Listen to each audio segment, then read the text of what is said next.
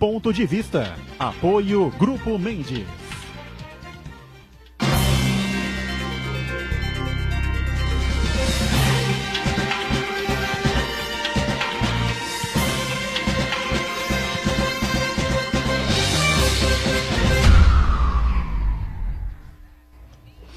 Olá, está começando aqui mais um Ponto de Vista, você sempre conferindo conosco, acompanhando com a gente neste horário da 1h30 da tarde, o horário do almoço e a tradição da discussão política e sempre a discussão dos temas importantes como saúde, educação, habitação, meio ambiente, problema de abastecimento, não é? A coisa mais ou menos já se normalizou por todo o país, não é?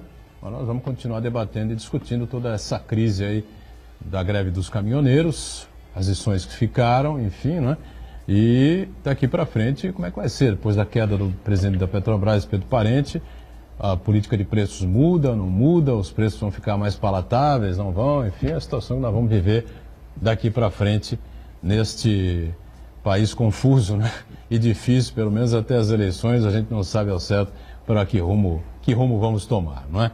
Lembrando sempre que a reprise do Ponto de Vista você acompanha de segunda a sexta, sempre aqui na Santa Cecília TV, a partir das 20 horas, 8 da noite. Com a gente aqui o Ricardo Lopes, empresário, vice-presidente do Sindicombustíveis Resan, que é o sindicato que agrega aí os postos de combustíveis de toda a nossa região metropolitana, todo o litoral, né? Enfim. Tudo bem? Prazer recebê-lo. Tudo bem, Ricardo? Ótimo. Até mais calmo no momento. Depois da situação que foi enfrentada, né? Agora a poeira pelo menos baixou um pouquinho.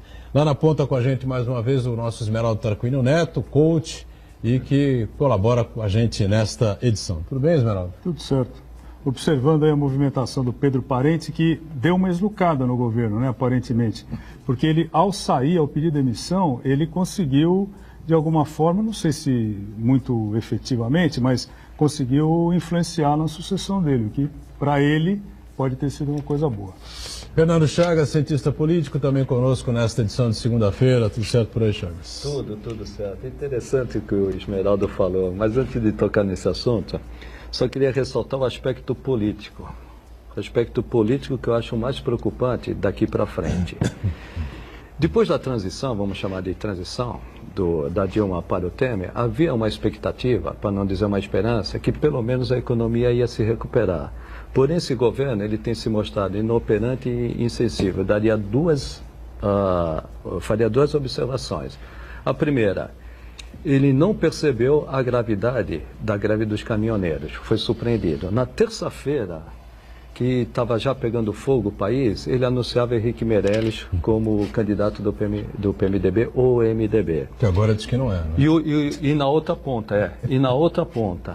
ponta, ele não percebeu, depois de deixar o Pedro Parente sozinho, que o Pedro Parente ia esnucar, como esnucou numa sexta-feira, que seria normal. O Pedro Parente, depois de fechar das bolsas, ele entregaria a carta de exoneração ou demissão. Ele fez isso logo pela manhã. O resultado era o esperado. Queda absurda das ações da Petrobras. A bolsa não caiu, a Petrobras caiu. Então mostrou mais uma vez inoperância e falta de sensibilidade de sentir o momento político, não econômico, mas político da situação e o que refletiria isso em termos de economia daqui para frente. O que eu vejo é um governo definitivamente sem credibilidade para tocar a economia para frente e vejo como os americanos falam, um pato manco no aspecto político, quer dizer, um pato manco, aquele que pede o cafezinho não vem, se vem frio. Essa é a situação politicamente que me preocupa. Um presidente que veio para fazer a transição, eu não vejo hoje força política e perspectiva econômica dele fazer essa transição. Ainda nós temos 6, 7 meses. 7 meses para a virada do ano, né? Para a virada do ano. Para as eleições 5, né? É isso. Só disse que agora não é que o Meirelles não é mais candidato. Ele não é mais candidato do governo, né? Não. Ele está dizendo que não é um candidato do governo, que não tem nada a ver com esse governo, não tem nada a ver com Michel Temer, nem conheço ele, entendeu? Nunca vi esse cara na minha... Olha, é o fim da picada, né? Ontem a Bandeirantes apresentou, lamentavelmente, o horário da madrugada, né? O programa de debates da Bandeirantes, domingo, o Canal Livre. Canal Livre. Estava lá o ministro Marum, né? aquele elefante em loja de cristais. Habilidoso. Mas ele foi bem ontem, né? Quando foi questionado sobre a situação do Henrique Meirelles, que disse que não quer ser o candidato do governo, está com medo de perder votos, e o Marum perguntou: que votos? Deixar o Esmeraldinho aqui nervoso. Tá certo? Que votos o Meirelles vai perder? Esse voto não tem nenhum, tá certo? Embora ele tenha sido eleito, né, em 2002, deputado federal. Com uma boa votação, né? Por Goiás, uma votação boa em Goiás, tá? Mas daí a se lançar presidente da República, querer se afastar do tempo para não perder os votos, dá um tempo. E já que falou na Bandeirantes, eu também vi uma entrevista ponto a ponto. O Celso Moco, acho que é Celso Moco o nome dele, o marqueteiro do Temer, né? Ele insinuou que o Marum, ele com toda a sua habilidade, foi indicado para a Casa Civil porque ele lembrava o Ulisses de Guimarães. O Esmeraldinho aqui vai ter um infarto. Não, realmente, eu estou pensando... Não, porque o branco dos olhos do Ulisses era mais branco do que... Mas é o Zinho Moco, né? É o Zinho Moco. Mas ele... Não, são realmente incomparáveis. Zinho Moco deve ser o Zinho Louco, né? Para dizer uma bobagem dessa, Deus me livre. Na hora ponto, Marcos Santana, sempre atento às redes sociais, as transmissões que fazemos aqui e a sua participação também. Diga aí, Santana, tudo bem? Tudo bem, boa tarde. O Esmeraldo lembrou bem que o Parente, na sua carta de demissão, ele deixou o governo Temer numa sinuca de bico. E mais do que isso, deixou muitos analistas econômicos que ficavam incensando a política de preços adotada pelo Pedro Parente desde lá do início, né? E logo lá na carta dele de demissão, ele disse: eu só cumpri o que eu prometi. Todo mundo sabia que eu ia fazer. O que eu ia fazer, eu fiz e as pessoas me aplaudiam. E agora, as pessoas que me aplaudiam agora estão me condenando e pediram a minha cabeça. Quer dizer, os grandes analistas econômicos aí não sabiam o que estava acontecendo na Petrobras. Eu quero cumprimentar você que nos acompanha ao vivo, convidar você a participar do programa, mandando sua pergunta, crítica, sugestão pelo Facebook. Ponto de Vista com Edgar Butrão ou por e-mail, contato@pontodevista.tv.br. O programa também pode ser acompanhado ao vivo no nosso site santaportal.com.br/tv. As edições anteriores ficam disponíveis na nossa página no YouTube, nosso canal no Facebook. E você que nos acompanha na reprise, uma boa noite. Deixa eu destacar aqui o lançamento do livro Marcelo Teixeira, das Arquibancadas à Presidência 2002. Tá certo? Marcelo lança esse livro aqui na próxima semana, exatamente daqui a uma semana, no dia 11 de junho de 2018, às 6h30 da tarde, 18h30, portanto. O evento vai até às 9h30 da noite, das 6h30 às 9h30, no ginásio poliesportivo da Unisanta. Ele conta toda a história, não é, como torcedor do Santos, fanático, né, que sempre foi, isso é indiscutível, até o momento que, na verdade, ele já tinha sido presidente anteriormente, e em 2002 ele já tinha cumprido um mandato, né, na sequência, o segundo mandato intercalado, né, Esmeralda? Isso. Depois foi reeleito para mais um, né, e nessa reeleição, nesse novo mandato, é que houve a conquista do título brasileiro, que tirou o Santos da fila de 18 anos, 17 na verdade, né? Que ganhou em 84 e depois ganhou em 2002, né? Então foram 17 anos só com uma Comebol, que hoje é sul-americana, ninguém comemorou aquela Comebol, e todo mundo hoje comemora a sul-americana, aí uns malucos aí, uma porcaria de um campeonato, tem nada a ver, né? Devia ser jogado no lixo isso aí, e a Comebol devia parar com esse troço aí. E ganhou um Rio-São Paulo também com o Vanderlei Luxemburgo, né? Fora isso, o Santos realmente passou um perrengue danado nesse tempo. Então, parabéns ao Marcelo, parabéns à editora aqui da Santa Cecília, tá certo? O livro é grosso, né? Tem uma série de depoimentos importantes, fotos muito bonitas, muito bem feito, muito bem produzido esse livro. E você vai poder adquirir, então, na próxima semana, dia 11, exatamente na próxima segunda-feira, das 6h30 da tarde às 9h30 da noite, no ginásio poliesportivo da Unisanta, Oswaldo Cruz 277, aqui no bairro do Boqueirão, tá certo? O Esmeraldo participou, né? Acompanhou bastante, né? Foi presidente do conselho nessa época ou depois? Foi presidente do conselho no retorno do Marcelo, em 99, de 99 a 2001. No meu biênio ali, nesse período, O Santos disputou uma final contra o São Paulo, mas perdemos a final. Campeonato Paulista, né? Campeonato Paulista, e teve aquela eliminação tristeza do Corinthians, do ponto eletrônico, Luxemburgo, Ricardinho, Gol impedido. Marcelinho, gol impedido. Então, Sempre assim. sempre assim. Mas foi uma boa experiência e, sem dúvida nenhuma, o Marcelo é uma pessoa que tem muita história no Santos, tanto o Milton como ele. A família Teixeira tem envolvimento com o clube de muitos anos, né? Então vale a pena ler a visão do Marcelo a respeito daquele momento histórico. Muito bom. Ô, Ricardo, veja bem. O Chagas lembrou bem que o governo foi pego de calça curta aí, né? A greve era iminente, já tinha começado, inclusive, a paralisação dos caminhoneiros, e estava lá o Temer não na semana passada, na outra, né? Lançando como candidato do MDB à presidência o ex-ministro Meirelles. Vocês já estavam prevenidos, já estavam compreendendo que a greve ia acontecer, não? A greve estava bem prometida. O governo não pode dizer que foi pego de surpresa.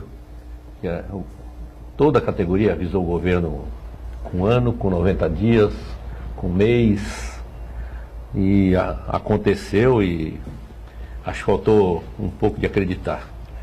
E na parte dos postos, uma grande parte, todo mundo estava até preocupado e se precavendo um pouco. Os postos de estrada todos estavam abastecidos, até preocupados com a falta do combustível. E, inclusive, eles ficaram todos de tanque cheio, porque os caminhões não rodaram e eles ficaram parados sem venda. Na cidade foi onde houve o recorre maior. Então, até o diesel, no final, a maioria dos postos acabou ficando sem dentro da cidade. E os outros produtos, todo mundo pôde acontecer e ver. Até porque a própria população colaborou muito, pensando individualmente só neles, né? Para variar. Foi uma greve que, na minha opinião, bem positiva, que serviu para muita gente refletir. E eu acho que o ponto mais positivo dela é que a nossa economia é movida a transporte. Se houvesse aumento nos transportes, automaticamente todo o custo de vida ia subir, e principalmente para a população mais carente, mais necessitada, é quem mais ia sentir essa conta. Então, eu acho que a coisa aconteceu. Está agora gradativamente voltando tudo ao normal, mas eu acho que uma lição ficou. Espero que todo mundo possa aprender um pouco com tudo que aconteceu. Mas o governo federal, há muitos analistas, sejam analistas políticos e econômicos, se surpreenderam com a adesão. Os postos de gasolina esperavam, os donos de postos de gasolina, que essa adesão haveria, ou também pegou de surpresa, e foi uma adesão contra o governo ou foi uma adesão aos caminhoneiros? Eu acho que somou tudo. O caminhoneiro não tinha mais aonde ir. Ele hoje já não trabalhava para ganhar dinheiro. Ele, quando trabalhava, perdia dinheiro.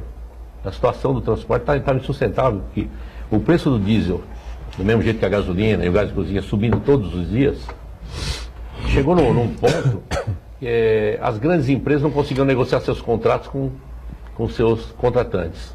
Automaticamente também não reajustavam o frete. Não reajustavam o frete, quem fazia o frete já não ganhava mais dinheiro. Ele praticamente estava perdendo dinheiro. Então a situação estava aí, embora todos nós não acreditássemos que isso chegaria nesse número, né? Mas tinha tudo para acontecer, independente de momento político. Eu acho que tudo somou um pouco, né? E vocês estavam se sentindo também prejudicados com essa situação? Com os preços praticados aí do combustível, né? Assim, dono de posto vem atravessando uma situação onde o posto de gasolina está muito complicado. Todos esses aumentos, muita gente não sabe, mas o dono de posto ele ganha centavos, ele compra à vista e na realidade ele praticamente vende a prazo, que a maioria é cartão de crédito ou frota, alguma coisa, é prazo. Então, quanto mais aumenta, mais capital de giro. No momento onde a economia está todo mundo trabalhando enxuto, sem capital, que é normal para todo mundo. Então, automaticamente, os donos de postos também estão passando bem apertado. A situação não é muito leve, não. O senhor poderia, se souber de cabeça, dizer a composição do preço da gasolina? O que vai de ICMS, o que vai de PIS? Olha, não é um número exato, mas é mais ou menos assim. Do que você paga na bomba, não é um número exato. Vou tentar fazer uma coisa assim meio genérica. Do que você paga na bomba, 47% do preço da bomba é imposto. 53% entra uma cadeia de petróleo, refinaria, o transporte, a distribuidora, o dono do posto, o aluguel, bom, todo um conjunto. E com um detalhe, né? Todo mundo vai vender e receber depois. O governo recebe com 48 horas. Digamos que assim, um bom sócio. Eu perguntei Ou justamente... um mau sócio. O sócio majoritário. Eu perguntei... 47% é de arrancar os fios de cabelo. Hein? Eu imaginava por aí uns 45%, por aí. E dependendo do estado, o ICMS é maior ou menor. Perguntei isso justamente porque muito se discutiu, né? A Petrobras. O problema não está na Petrobras. Primeiro, a ação política deve ser do governo federal. E o problema que aumenta demais o combustível aqui, como aumenta na Europa, é a tributação. Só que a tributação pega a CID europeia e faz um colchão. A CID europeia, no momento que aumenta o preço do petróleo e o dólar, a CID europeia baixa. Baixou o preço do petróleo, a CID europeia aumenta. A CID é para ter um colchão. A CID é um tributo regulatório, para justamente não estourar na ponta. A CID virou um meio de arrecadação. Aí não dá para fazer esse colchão que estão querendo fazer algo que cobrado do Pedro Parente. Não, a CID ainda é o imposto menor. Ainda é o imposto menor. O Isso. ICMS é o maior vilão. O maior vilão. Ele é uma taxa muito maior e do preço final. Isso Então, mesmo. quanto mais aumenta, mais se arrecada. E difícil, agora o governo federal vai ter que sentar. São Paulo e Rio já diminuíram o ICMS. Agora o resto dos estados quebrados, o governo federal vai ter que conversar com eles e boa vontade dos governadores. Ó, nós vamos diminuir o ICMS. Muito bem. Esmeraldo passou aí com perrengue, não? Não, passei relativo. Não tinha diesel. Não tinha diesel, mas não foi nada de excepcional. Assim, ó. E tranquilamente eu estava percebendo o que estava acontecendo, né? A cidade aqui em Santos completamente paralisada, né? Quer dizer, os postos, e o Ricardo comentava conosco aqui antes que os postos tinham lá 20 minutos de fila para atendimento. Nós vimos ali na costa, desde a Praça Independência até aquele posto ali na esquina da Luiz de Faria, realmente era... Agora, a consciência cidadã, né? O sujeito que acha que passa na porta de cada posto, porque coloca 5 litros, 10 litros. O tanque não está vazio, o tanque está cheio, tem mais de 3/4 de tanque, mas ele, não, eu vou pôr porque eu preciso ir, porque amanhã eu vou precisar, e não vai precisar ir para lugar nenhum. Encheu e depois deixou o carro na garagem. E deixa o carro na garagem. Isso... Tem casos assim, conheci casos assim. Santos tem bastante aposentado. Sai para bater um papo, ainda toma um cafezinho no posto, né, Ricardo? Então Mas olha só, o que eu acho assim, essa observação que o Ricardo fez, e a pergunta que tinha sido feita pelo Edgar, eu acho que é uma questão de falta de cidadania mesmo. Essa nossa necessidade de resolver o nosso problema individual e não observar, porque o hospital ficou sem abastecimento de oxigênio, os supermercados foram desabastecidos e tal. Mas o fato é o seguinte... Gostaria de corrigir isso depois. Os hospitais, se ficaram sem oxigênio, sem alguma coisa, algum motivo houve. Porque tudo que houve necessidade e foi pedido, eu digo que isso eu acompanhei bem de próximo, tudo que foi pedido escolta, primeiro que não havia bloqueio na estrada. E tudo aquilo que foi pedido escolta foi atendido. Mas então mesmo os hospitais que mesmo os hospitais, recorrem... eu digo, vamos falar assim, da Lemô, os tanques de combustível. Sim. Eles, por não estar bombeando e trabalhando, eles precisam completar o espaço com nitrogênio. Eles receberam nitrogênio escoltado. O caminhão do lixo precisou de escolta e teve escolta para passar o caminhão do lixo. Quem disse que não recebeu um determinado produto de necessidade de primeira, não pediu. Não pediu ou não se mexeu. Porque assim, o próprio governo, eu não entendi, ele ficou sem combustível nos aeroportos. Ficou. Na minha opinião, de boa vontade. Porque se ele tivesse pedido escolta, ele teria levado combustível para o aeroporto. É que deixou primeiro acontecer, para depois ir buscar a solução. Mas isso é porque falta de planejamento, de conhecimento estratégico, de conhecimento da questão... Falta de reação à crise. Falta de reação à crise. E também antecipar os fatos. Eles têm um órgão que cuida da inteligência. Então. Eles deveriam saber que mais cedo ou mais tarde essa revolta ia acontecer. E eles não perceberam. Então, para que ter um órgão de inteligência?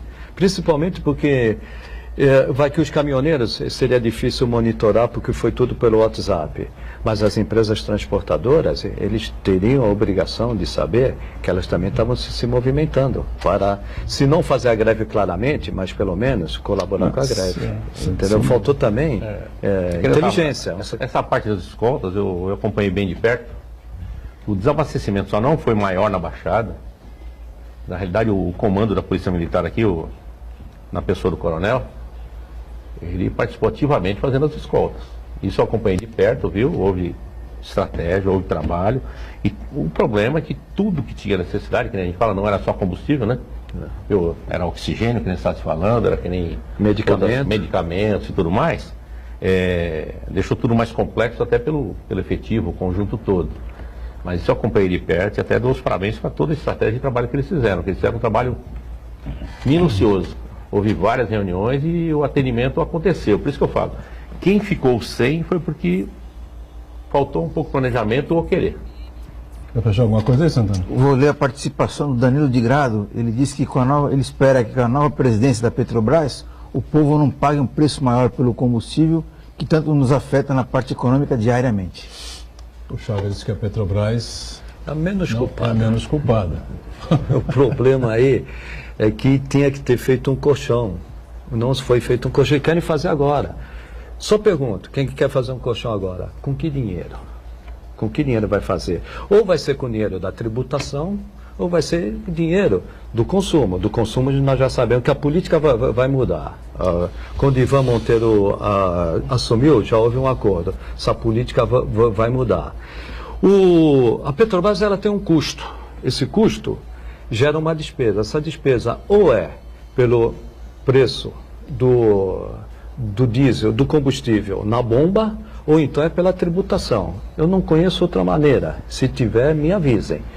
O que se faz? Vou repetir o que se faz na Europa. Na Europa tem o tributo regulatório, que até ele falou que o tributo regulatório aqui realmente era muito baixo. O tributo regulatório na Europa ele não é baixo, ele é alto, mas ele varia, justamente para não chegar na ponta. Quem faz política não é uma empresa de sociedade anônima. Quem faz política é o governo.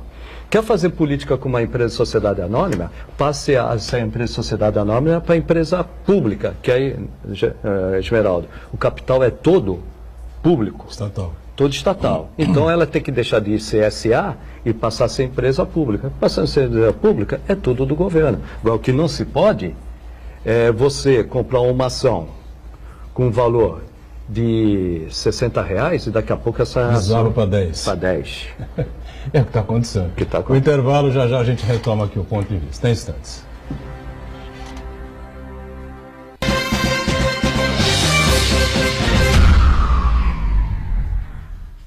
Existe um lugar em Santos onde você encontra os empreendimentos mais fascinantes da região. Um lugar amplo, aconchegante, feito para oferecer o melhor atendimento para você. Um lugar que reúne as melhores opções residenciais e comerciais nos bairros mais nobres de Santos. Um lugar que a gente nem precisava dizer, porque você já sabe. Central de Vendas Grupo Mendes, Rua Guaiaó 55, Aparecida. Venha fechar um bom negócio para abrir as portas do seu novo lugar. Santa Cecília TV no canal 52.1 HD. Se você ainda está com dificuldade de sintonizar a Santa Cecília TV em alta definição pelo sinal digital, você precisa escanear os canais da sua TV através da autoprogramação no seu controle remoto. É bem simples e você sintoniza os nossos programas com qualidade digital de imagem e som sem pagar nada por isso. Santa Cecília TV 52.1. Escaneie e sintonize a maior programação regional da sua TV em alta definição. Poliesportivo Unisanta, cuidando do seu corpo e da sua mente. Natação a partir de 2 anos e meio, capoeira a partir de 3 anos, voleibol, hidroginástica, musculação, basquete, futsal, karatê, judô, handebol e tênis de mesa. Equipamentos modernos, piscina olímpica aquecida e professores especializados. Mensalidades a partir de R$ 48,00. Poliesportivo Unisanta. Informações 3202-7126.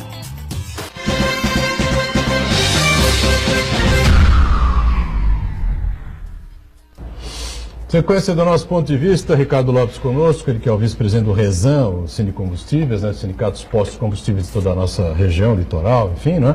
lá na Ponto Esmeralda, o Chagas e o Santana, sempre atento aí às redes sociais. Você está percebendo, a garganta não está boa, né? A voz está falhando o tempo todo, mas... Não foi por causa dos 5 gols do Santos. Mas de jeito nenhum, né? A única coisa que eu fiz foi levantar na cadeira de casa e aplaudir de pé o gol do menino Rodrigo, né? Que, pelo jeito, o raio caiu de novo aí na Vila. Mas vai ser de vida curta, né? Porque, pelo jeito... Vai ser de vida curta, né? Aliás, se fosse meu filho, eu não jogaria nesse time do Santos de jeito nenhum, né? Do lado do Gabigol, do Sacha, desses incompetentes aí, com esse incompetente aí, desse treinador no banco. É brincadeira, mas tudo bem. Tocando a carruagem para frente, a questão dos preços é que mais incomoda, né, o Ricardo, a questão da bomba. O pessoal eu tive um debate aqui outro dia, né? O Marcos Santana é defensor que a Petrobras continue estatal, enfim, eu acho que já chegamos na hora de resolver a vida. A gente tem que resolver a vida. Ou faz, como disse o Chagas, ela volta a ser absolutamente estatal, ou ela vira empresa privada e acabou com essa brincadeira. Porque a pessoa quer saber da bomba, tá certo? Custou ali quanto está o litro da gasolina. E hoje está caro, quase R$5 aproximadamente. Essa situação toda que nós vivemos vai servir para baixar esse custo para o consumidor, ou você acha que... Não, em teoria, não. Não. Até porque quem conquistou alguma coisa foi quem brigou, que foram os caminhoneiros, que em teoria eles começaram como baixar os impostos do combustível. Essa era a bandeira inicial. Como a adesão foi só deles, não apareceu mais ninguém, acabou virando do diesel. Do diesel, né? E desde que acabou a greve, de lá para cá, nós já tivemos 3 aumentos. Então, ou seja... Desde que acabou a greve, 3 aumentos? Já, porque é diário. O aumento é por dia. Esse aumento diário? Não, para o diesel. Do diesel. 260 dias o diesel está congelado. A gasolina não. Inclusive o gás de cozinha, a informação que eu tenho, que também vai subir agora de novo. Então, a situação não mudou. Os governos se perdem por um lado, geralmente querem buscar do outro. E o problema não muda. É geral. Edgar, nesse tema que você falou agora da privatização da Petrobras, ou de transformá-la numa empresa privada, também até sob o ponto de vista do privatista, essa greve serviu. Porque eu não me recordo, mas o número que eu tenho em mente, eu não sei se isso teve alguma oscilação, mas na semana da greve, o valor da empresa teve um decréscimo de 120 bilhões. 170. 170? 170 dizer, bilhões. Aí é uma piada, que aí facilita muito para quem se colocar como comprador num eventual leilão. Porque eu não me esqueço, isso faz 22 anos, 21 anos, quando a Vale do Rio Doce foi privatizada, eu não sei se vocês vão se lembrar disso, mas alguém aqui se lembra do valor da privatização da Vale? Exatamente não. 3 bilhões de reais. Foi esse o valor? Esse valor. Imagina a coisa ridícula que é você vender a Vale por 3 bilhões de reais. Houve um processo de desvalorização da empresa naquela época, uma campanha ali, daquelas campanhas subliminares, que tão bem a turma que estava no governo daquele período sabia fazer e sabe fazer, até porque o Pedro Parente é um cavaleiro do apocalipse, né?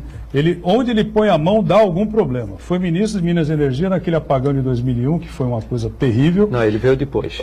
Ele foi o gerente. Ele foi Minas e Energia, não, ele era o presidente chefe da Casa Civil. Mas era ele quem falava pelo governo. Ele saiu da Casa Civil ele quem falava pelo governo. Lá. E aí, essas coisas, aí inclusive estão associando ele no FMI, quando ele era do Banco Central, mas isso é da história, e eu não cheguei a ver.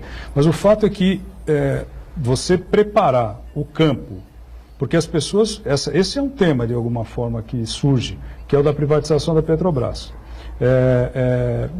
Acho que é uma discussão que precisa ser feita em algum momento. Há que ter atenção de lado a lado para quem quer privatizar, para quem quer manter como uma empresa estatal, mas o fato é que você não pode jogar um patrimônio como esse e ter uma desvalorização de 170 bilhões. Pegando uma carona na sua fala aí, essa estratégia de sucatear uma empresa pública para depois vender ela a preço de banana não é nova e ela continua em prática. Um exemplo mais recente disso daí é o caso dos Correios, né? do ponto de vista do consumidor, o que interessa é um serviço eficiente. Se é privado ou público, pouco importa. Com preço justo. E com preço justo. Durante muito tempo, os Correios foram sinônimo de bom serviço, de eficiência e preço justo para o consumidor. O que aconteceu nos últimos anos? O atual governo demitiu 1/3 dos funcionários dos Correios. Nesse mesmo intervalo de tempo, a demanda por serviço dobrou. Quer dizer, como você vai fazer o dobro do serviço com menos pessoas? Então, quer dizer, isso aí é uma estratégia para você sucatear a empresa. Outro exemplo muito claro disso aí é a Eletrobras, né? É uma empresa muito forte. O que você tem que questionar é o gerenciamento, é a transparência, é a eficiência na gestão. Agora, o patrimônio da Eletrobras está sendo sucateado a ponto de que o governo Temer contratou uma assessoria de comunicação para falar mal da própria empresa. Vários press releases foram divulgados, diminuindo a situação da empresa, piorando a imagem que ela tem no mercado, para facilitar a venda a preço de banana. Mas essa discussão nós temos que ter agora. Os candidatos que se esconderam... seria importante. Deve-se ressaltar o Márcio França. Foi o único governador que botou a cara para bater. Foi o único. Os outros 26, inclusive o Distrito Federal, não apareceram. Essa hora, para os candidatos aparecerem e falar, olha, o meu modelo da Petrobras é esse. O meu modelo da Petrobras é aquele. É agora para discutir. Mas ninguém apareceu para falar disso. Os governadores, como no intervalo nós estamos falando, eles batem palma quando aumenta o preço do diesel, porque aumenta o ICMS, quando aumenta o preço da energia elétrica, quando aumenta o preço da telecomunicação. Então é uma coisa que tem... Qual o modelo que nós queremos? Nós queremos esse? Então, claramente, bota e o povo vai votar. O que não dá hoje, em termos de economia, você ter uma empresa meio grávida. Ou ela faz o seu papel social, ou ela vai buscar lucro. Nós estamos com uma empresa meio grávida. O acionista que joga milhões ali, 170 bilhões... Quer retorno. Ele quer retorno. Claro. Exatamente. O governo federal quer fazer política. E não faz nenhum colchão para fazer política. Então tem que decidir o que nós queremos da Petrobras.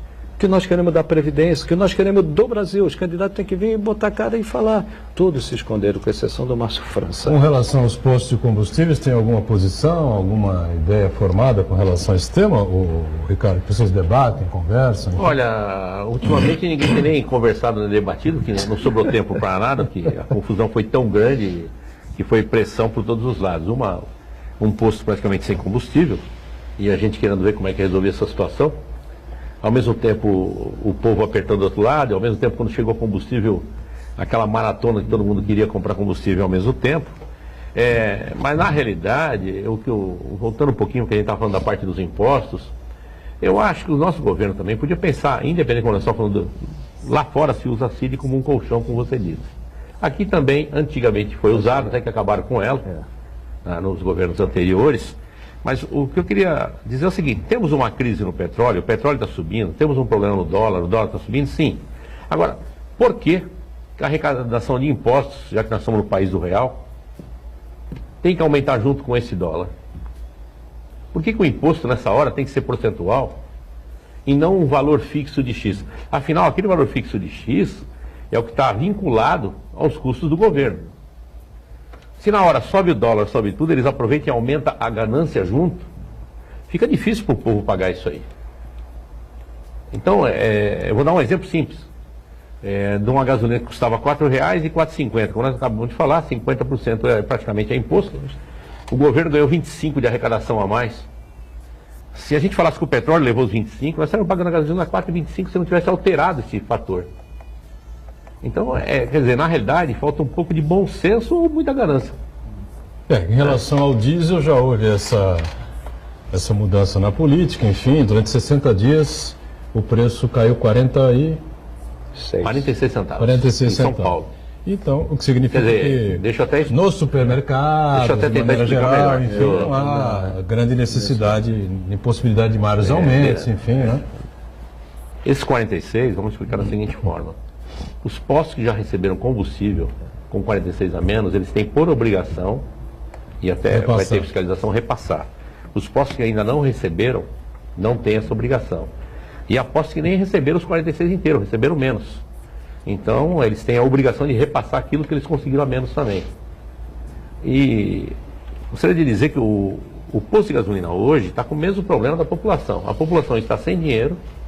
Se ela está sem dinheiro, ela também não compra combustível, compra menos. Então o posto também está vendendo menos. Então o posto não tem interesse assim de que a coisa suba, que o pessoal se confunde. O posto aumenta para ganhar mais dinheiro. Não é a realidade. A gente ganha centavos por litro. Quanto mais aumenta, se cair a venda, a gente não ganha.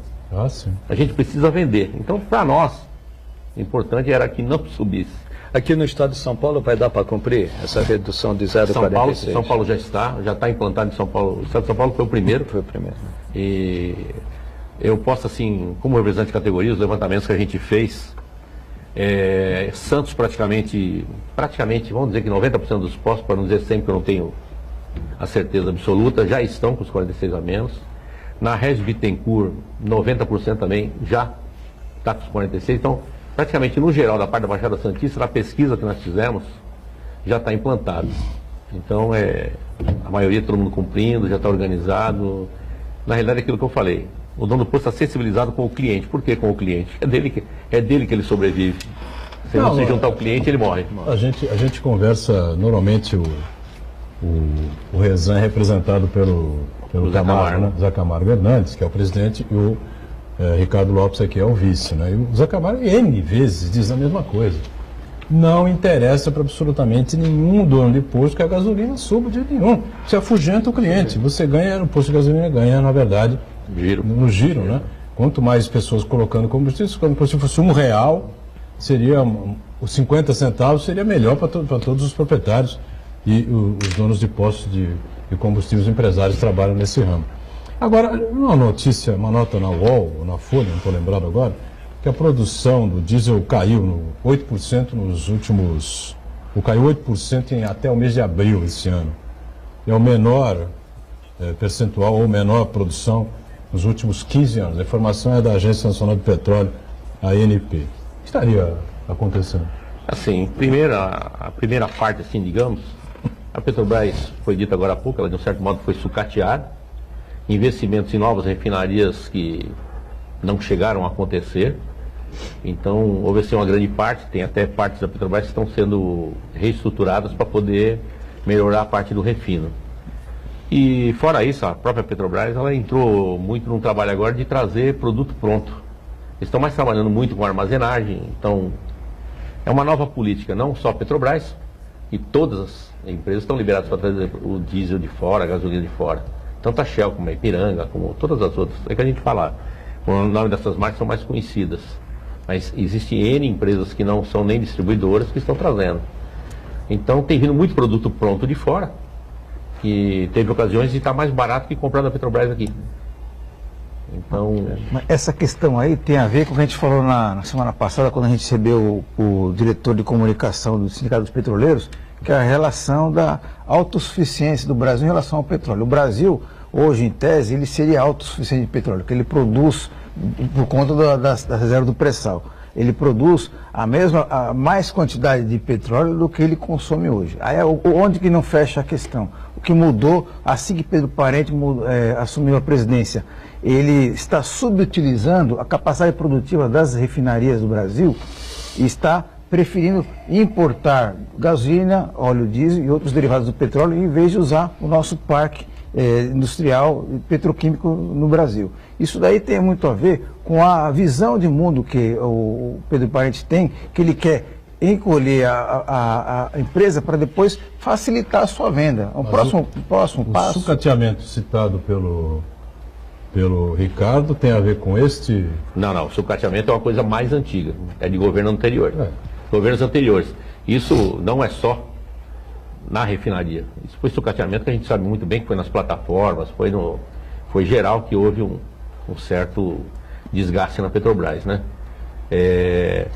E outra, é uma modalidade que acho que é uma modalidade que o Pedro Parente aplicou da seguinte forma: sem fazer novos investimentos ou pequenos investimentos, trazer um produto pronto e ganhar em cima dele, fazer uma rentabilidade sem fazer os investimentos. Quer dizer, em momento de hoje, qualquer empresário diria que isso está correto. Agora, pensamentos futuros, isso pode custar caro também. Você tem que reinvestir na empresa. O que ele está dizendo aqui não é que o Pedro Parente tenha assumido para fazer esse sucateamento. O sucateamento estava feito e era preciso manter um abastecimento, então recorreu-se a essa situação. Mas teria que se fazer, então, novos investimentos, um reinvestimento, recuperação das plataformas e das refinarias. É isso? Em termos orçamentários, ele pegou uma empresa com déficit.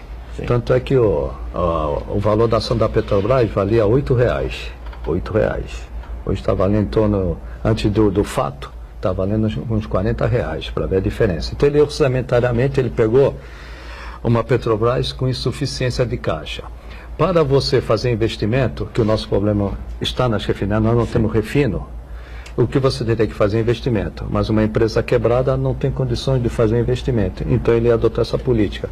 Agora, para investir na Petrobras, o que nós precisamos? Ou aumenta o preço da gasolina, do combustível, ou então aumenta a tributação. Esse que é o problema. Os dois juntos a gente não suporta. Os dois juntos a gente não suporta. Esse é o problema. Como nós vamos sair se nós temos anualmente, só na União, um déficit de 140 bilhões? Esse vai ser o grande problema. A política nova do Ivan Monteiro, ele vai já tentar fazer esse colchão. A minha dúvida é como ele vai fazer esse colchão. Ele vai tentar manter estável tanto o preço do diesel, como do gás liquefeito de petróleo, como o da gasolina. Agora, a Petrobras ela vai ter que ter um aporte de recursos. Como vai fazer esse aporte de recursos se o governo federal tem um déficit anual de 140 bilhões? Que é o dinheiro que ela vai ter que aportar. Não, e é o acionista majoritário. E temos um outro problema aí. Essa greve, em teoria, ela teve uma trégua. Porque garantiram um preço para 60 dias. Depois disseram que vão fazer um realinhamento para mais 30. De acordo com esse realinhamento aqui a 60 dias, que a gente não sabe como vai ser essa caixinha de Pandora, né?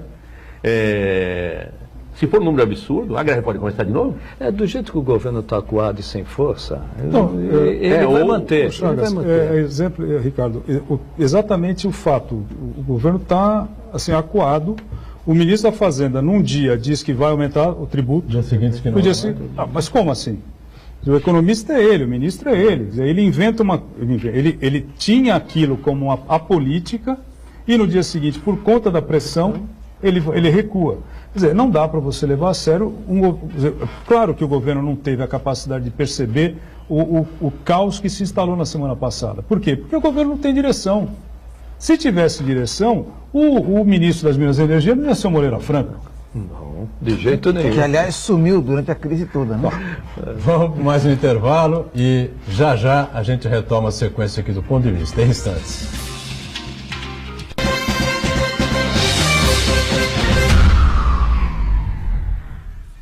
Existe um lugar em Santos onde você encontra os empreendimentos mais fascinantes da região. Um lugar amplo, aconchegante, feito para oferecer o melhor atendimento para você. Um lugar que reúne as melhores opções residenciais e comerciais nos bairros mais nobres de Santos. Um lugar que a gente nem precisava dizer, porque você já sabe. Central de Vendas Grupo Mendes, Rua Guaiaó 55, Aparecida. Venha fechar um bom negócio para abrir as portas do seu novo lugar. A sua música.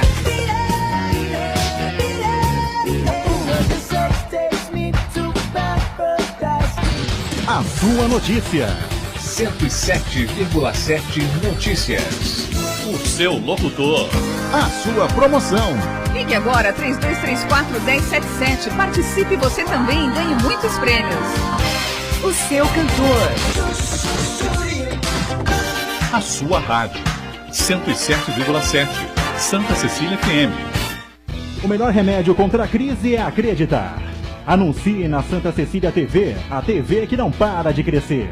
Ligue 3202-7107.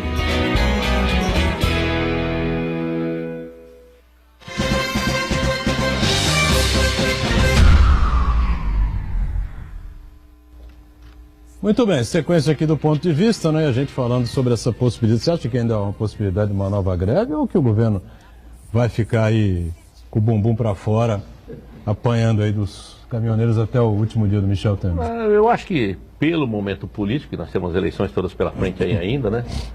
Eu acho que o governo vai congelar, assumir esse prejuízo, né? Pensamos assim, ou então, aparentemente deve acontecer alguma coisa. Mas eu acho que é um momento de fôlego e todo mundo tem que acalmar um pouco e tentar reestruturar. Eu faço essa pergunta repetidas vezes aqui no programa, né? Eu tenho uma ideia e a maioria não concorda com a minha tese, né? Santana concorda. O que é menos pior para o país, né? Até 31 de dezembro. Seria a saída do presidente, como disse o Chagas, um pato manco lá, que o café vem frio, ninguém nem liga mais para a figura dele, né? Ou a manutenção dele até as eleições, ele entregar o cargo para o próximo presidente, enfim. O que seria menos doloroso, menos ruim para o país até o final do ano? Eu, da minha parte, acho que tinha que se mudar pouca coisa. O que tinha que mudar é que o eleitor é que tinha que mudar. O eleitor é que tinha que fazer pesquisa, o eleitor é que tinha que tratar de se informar para ele saber o que ele vai fazer exatamente quando chegar esse momento. Porque transferir a culpa para os outros não adianta. Nós não temos uns governantes ruins. Fomos nós que os colocamos lá. Então nós votamos mal. A culpa é de quem vota. Se o povo não tratar de agora começar a estudar, pensar o que vai fazer, ler, vai acontecer novamente o que sempre aconteceu. Então você, nesse questionamento, você acha que então o Temer ficando até o fim provavelmente seja menos doloroso para o país? E outra, eu acho que a gente... Não, e a gente fala-se muito na possibilidade de queda dele. Mas eu acho que a gente precisa dessa trégua, é isso que eu estou te falando. Se a gente ficar gerando coisas novas, esse povo não vai pensar, ele vai ficar preocupado com as coisas novas. Eu acho que o povo tinha que aproveitar esse momento para fazer uma reflexão, uma análise perfeita do que ele vai fazer. É uma teoria. Eu acho que o momento é mais para isso. Até porque é muito próximo. Não vai dar muito tempo de você... Não vai dar muito tempo. O que você acha, Esmeralda? Olha, falando como você está falando, poderia se criar um cenário de antecipação das eleições. Mas eu acho que também não resolveria muito. Não, isso não vai acontecer. Houve uma oportunidade em maio do ano passado, quando você teve as denúncias contra o Temer. E naquele momento, o presidente perderia o mandato e você chamaria novas eleições e o país poderia ter feito ali um reconcerto. Mas o objetivo naquele momento não era aquele, né? O objetivo era outro e o objetivo se concretizou aí no começo de abril, final de março, com a prisão do Lula. O fato é que o que o Ricardo fala é correto. Só que, infelizmente, Ricardo, eu não acredito que nós consigamos, como cidadãos, como eleitores, mudar essa situação. Porque, mais uma vez, nós vamos perder a oportunidade. É só ver as pesquisas que estão por aí. Uma pesquisa que, sem o Lula, coloca o Bolsonaro como primeiro lugar. Acho que isso não vai se sustentar até o final da eleição, mas o fato de você deixar... Choca um pouco, né? Não, a mim choca demais. A mim choca demais, mas o fato é que para você ver como o eleitor não leva a sério a política. E aí tem uma outra coisa que eu estou pensando aqui também. O Temer hoje, o governo Temer é um governo tão enfraquecido que ele, se for colocar alguma coisa no Congresso, sabe aquele bumbum exposto que você falou? Vai ter 513 deputados passando ali a mão no bumbum exposto, porque ninguém mais, nem os caras do Centrão, estão mais dando atenção para o governo. Quer dizer, o governo é hoje refém de si próprio. E os atores que são espertos, né, que conhecem a política e tal, eles vão manter essa situação do governo se manter refém. Então, é uma oportunidade, de verdade, eu espero que a gente consiga mudar. Inclusive, a minha pergunta era direcionada exatamente a isso que o Ricardo explicou aqui. Falou para o país ter uma trégua política, para que essas greves, essas paralisações não aconteçam mais até o período eleitoral, até o 1º de janeiro, até o dia 20 de janeiro, vamos dizer assim, né? É um tempo razoável. O que seria menos traumático, menos ruim para o país?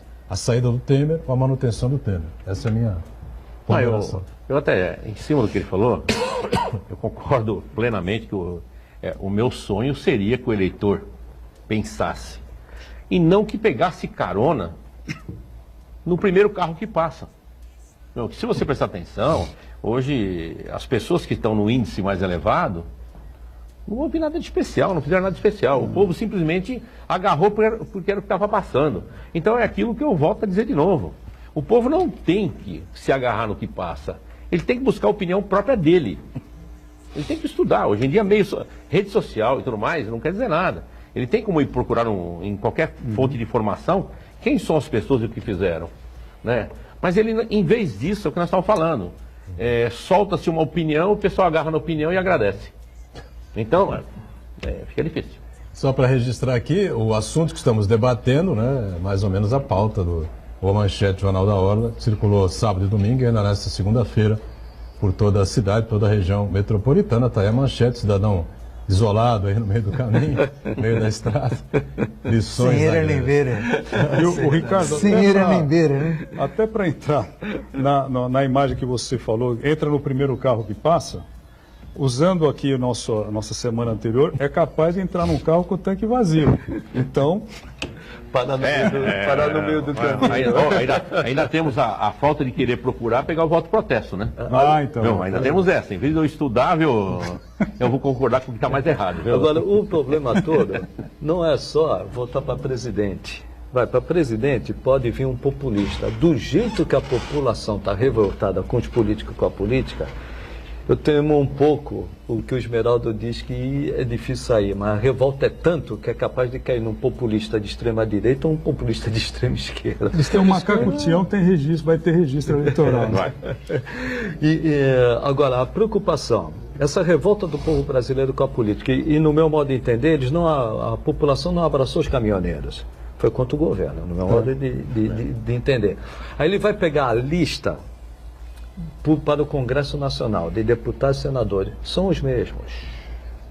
A renovação aqui, que é alta, dessa vez, em torno sempre de 40%, 50%. Eu acho que a renovação, dessa vez, vai ser mais de... A não renovação vai ser mais de 40%. A permanência, a não renovação vai ser mais de 50%, porque os nomes são os mesmos. Eles fizeram uma reforma eleitoral para se manterem no cargo. É isso que eu vejo que os políticos ainda não entenderam. Eles estão dissociados da sociedade. Campanha curta. Eles estão lutando com... Aí o que o eleitor vai ver? Vai ver aquilo, o eleitor para deputado e senador não vai votar. Aí vão ficar os mesmos. Aí vem um presidente, o melhor presidente do mundo, vai ficar refém desse Congresso. Jesus Cristo, vem de Jesus Cristo. Vai ficar refém desse Congresso. Só vamos trocar o Alibaba. Só vamos trocar o Alibaba. Essa é a minha preocupação. O Congresso vai se manter o mesmo, os nomes serão os mesmos. Os nomes que vão aparecer, que vão ter tempo de TV, que vão ter recursos do fundo partidário e do fundo eleitoral, são sempre os mesmos. Essa é a preocupação, não sei se o Esmeraldo concorda. Mas a preocupação, está todo mundo esperando a eleição para um negócio melhor, pode vir um negócio pior. Sem dúvida nenhuma, né? Bom, mudando de pato para ganso aqui, Ricardo, os postos de combustíveis continuam aí fortes, né, com as suas lojas de conveniência, né? É um lugar agradável normalmente, né? O pessoal vai lá, toma um cafezinho, toma um cerveja. Só não pode ter ali como é que chama? Para sacar o dinheiro, como é que chama? Caixa eletrônico. Só o caixa eletrônico não pode ter mais, porque senão é tragédia, né? Todo mundo tirou, né? Na realidade, o caixa eletrônico, eu acredito que daqui para frente eles vão começar a voltar novamente. Você acha? É porque os caixas eletrônicos novos, eles não, mesmo se você exploda ele, não pega mais o dinheiro. Então vai começar a ter uma mudança, os bandidos vão procurar outro lugar, porque aquele ali não vai ser muito interessante. Espero, né? Agora, que nem você falou, os postos de gasolina, hoje em dia está quase melhor ter uma loja do que ter um posto, viu? Os postos tem bastante gente passando dificuldade e as lojas até que estão começando a dar uma melhoria. Porque todo mundo toma um cafezinho, compra um pão de queijo, essa coisa, né? Pega lá o pão de forno. A gente consegue beber o café, a gasolina ainda não dá. Mas tem o álcool. É o subsídio cruzado que chegou nos postos de gasolina, né? A loja de conveniência acaba faturando mais do que o próprio posto de serviço. Nos Estados Unidos já é normal, já né? é normal. É mais importante. Lá o posto de gasolina é o acessório. Não é o produto principal. É o chamariz. O lucro é tão pequeno assim? O lucro é muito pequeno no posto de gasolina lá, e a loja é que é o foco. É o contrário daqui. Aqui é o posto de foco e a loja complementa, né? Nos Estados Unidos, hoje o posto é o complemento, o foco mesmo é a loja. Até o fato de não ter frentista também. Eu ia falar exatamente ajuda isso. Né? Aqui até durante essa greve aí, para se diminuir o custo da gasolina, se falou nisso, né? Tirar os frentistas e tal, o trabalhador, coitado, paga pato, né? Mas mudaria alguma coisa? Melhoraria alguma coisa no preço? Olha, eu não sei o que te dizer. Primeiro que é um país que precisa de mão de obra. Exatamente, temos aí um desemprego monstruoso. Eu acho que é um assunto que não é fora. Mas não nos momentos e modos que nós temos hoje, né? Acho que ninguém está preparado, nem a população de consumo, e ao mesmo tempo a mão de obra também faz falta. Então, eu acho que no meu Brasil conhecimento, não cabe isso, né? No meu conhecimento não, né? Só faltava, né, Esmeralda? Descontar a conta em cima do... De alguma forma, frentista. é uma contribuição que os proprietários de postos de combustíveis fazem, uma ação, não é uma ação social, porque na nossa cultura o frentista faz parte daquele cenário, né? Até para falar de futebol. Até para falar de futebol. Né? Não, e aí o vê o carro chegar, vai atender, porque cria lá alguma empatia com o cliente. Limpa o para-brisa. Mecânico Porque isso nos Estados Unidos informal, tem, né? Você põe a gasolina, vai calibrar o pneu, se quiser, você se vira para fazer isso. Mas eu acho que é uma coisa que faz parte da nossa cultura, e qualquer alteração que porventura venha a ocorrer, ela precisa ser... Aí com planejamento, vai ter um período de transição, e pensando sempre nessa ação social do patrão em relação ao empregado. Eu queria até complementar mais. O frentista é sempre uma pessoa não muito bem vista, por exemplo. Ninguém aqui gostaria que chegasse a filha lá e apresentasse: isso aqui é meu namorado. O que ele faz? Ele é frentista. Gostaria de informar que o frentista hoje ganha mais quase que o bancário. Então não é um partido muito ruim, viu? Pode ser revisto isso, viu? Porque entre o que ele ganha de agrado do cliente e os salários e benefícios, viu? Ele não ganha tão mal. Os tempos mudaram. Os tempos mudaram. Hoje em dia há outras categorias menos afortunadas. E os bancários estão aí, né? Com a corda no pescoço em relação a todo esse processo de informatização aí que a gente vive, né? Tecnologia, enfim. E as agências, a maioria diminui de tamanho, quando a tendência é desaparecer, né? Os postos que não vão desaparecer, né? Vai ter uma bomba ali só parada, a pessoa vai lá. Eu gostaria de salientar mais, se a gente prestar atenção, mesmo o consumo nos postos vem caindo. Porque hoje em dia muito profissional liberal está trabalhando em casa, não tem mais aquele negócio que corre para lá, para lá. Aquela reunião que tinha que ser feita em São Paulo, o cara faz por videoconferência às vezes. Então, o consumo na rua está diminuindo, o número de carros aos poucos também está diminuindo, e isso não é um privilégio nosso. Não, isso é uma tendência mundial. Se você olhar o próprio jornal que nós estamos falando aqui, é uma coisa praticamente está ficando fora de moda. Né? Muitas coisas estão ficando fora de moda, né? Então, são transformações do mundo, né? Então, vai doendo. Os bancos vão até eliminar o call center, agora vai ser tudo para o aplicativo. A tendência já é essa. E quem vai pagar o pato são os funcionários, né? Então, vai diminuir. Já vive no desespero para bater as metas, enfim, né? Quando não bate meta, sabe Deus o que pode acontecer. Para eu que sou um pouco leigo, né? Me surpreendi semana passada, quando estavam me informando que a profissão de locutor de rádio está sendo extinta. Porque hoje em dia, pela parte eletrônica, né? Um locutor rádio, só tem 10 vozes, né? Exatamente. E eu não tinha esse conhecimento. Essa coisa toda, então fica lá o satélite no ar, enfim, né? As rádios ficam linkadas numa rádio mãe, né? Que faz as transmissões, enfim, a situação, lamentavelmente, para uma série de categorias, né? Vai se modificando e, infelizmente, para pior, né? Ô, Ricardo, foi um prazer receber você aqui. Obrigado pela presença. Você pode ir revezando aí com o Zé Camargo, viu? Você está afiado que nem ele, viu? Não, ele tem mais capacidade, ele é bem mais completo. Cancha. Tem mais cancha, com certeza. Não capacidade, né? Obrigado, parabéns pelo trabalho, sucesso. Esmeralda, obrigado também por estar conosco. Chagas também sempre participando com a gente. Santana diariamente aqui no Ponto de Vista. E a gente com você de segunda a sexta, mesmo com a voz detonada, mas a gente vai indo, né?